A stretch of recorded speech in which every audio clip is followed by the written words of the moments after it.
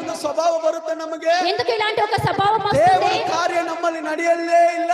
ದೇವರ ಕಾರ್ಯವು మన లోపల నడవలేదు. ಸಮರ್ಪಕವಾದ ಕಾರ್ಯಗಳು ನಮ್ಮಲ್ಲಿ ನಡೆಯಲಿ ಅಂತ ಪೌಲ ಹೇಳ್ತಾ ಇದ್ದಾನೆ.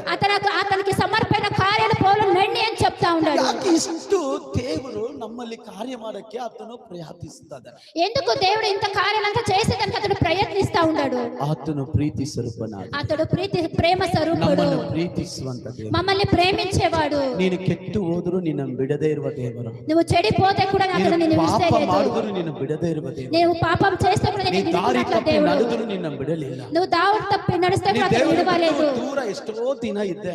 నువ్వు దేవునికి దూరంగా ఎన్నో దినాలు ఇంకా ఉండవు. ದೇವರು ನಿನ್ ಗೊತ್ತಿದ್ದು, ಅವಾಗಲೇ ನಾನು ಹೇಳ್ದೆ, ಗೊತ್ತಿದ್ದು ಮಾಡದೇ ಇರೋದಲ್ಲ ಪಾಪ. తెలిసి కూడా చేయకుండా ఉండట్లేదంటే అది పాపమే. అది ನನಗೆ ಗೊತ್ತು, ಇದನ್ನ ಮಾಡ್ಬೇಕು, ಬೈಬಲ್ ಓದ್ಬೇಕು, ಪ್ರೇಯರ್ ಮಾಡ್ಬೇಕು, ಸುವಾರ್ತೆ ಸಾರ್ಬೇಕು, ಸಭೆಗೆ ಹೋಗ್ಬೇಕು, ಉಪವಾಸ ಮಾಡ್ಬೇಕು, ಪ್ರೇಯರ್ ಮಾಡ್ಬೇಕು, ಸೇವೆ ಮಾಡ್ಬೇಕು,